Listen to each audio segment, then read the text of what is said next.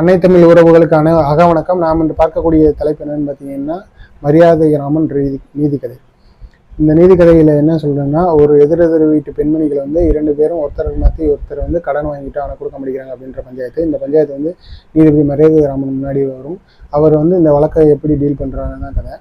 அந்த வழக்கு பார்த்தீங்கன்னா, ஒருத்தவங்க கடன் வாங்கிட்டாங்க, இது ஒருத்தன் கொடுக்க பண்ணிக்கிறாங்க அப்படின்னு சொல்லி தான் வழக்கு. இதில் வந்து ஒரு சகதி நிறைந்த பகுதிக்கு அவங்கள கூட்டிகிட்டு போய் நடக்க சொல்கிறாரு. அதுக்கு முன்னாடி வந்து அவங்களோட ஒரு இதில் ஒரு செம்பில் ஒரு தண்ணியும் ஒரு துணியும் வைக்கிறாரு 2 பக்கத்துமே. இதில் ஒரு பெண்மணி நடந்து போயிட்டு வந்துட்டு என்னென்னா செம்பில் இருக்க தண்ணியை ஊற்றி காலெல்லாம் கழுவிடுறாங்க.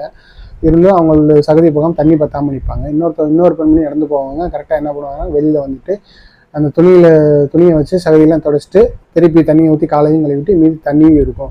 ஸோ வந்து இவங்க பார்த்துட்டு இந்த 2வது நடந்து போயிட்டு வந்த பெண்மணிக்கு நீதி வழங்கிடுவார். இதில் வந்து இவங்க வந்து சிக்கனமாக இருப்பாங்க, இவங்க கடன் வாங்க வேண்டிய அவசியமே இல்லாதனால இவங்க நிரபராதி அப்படின்னு சொல்லி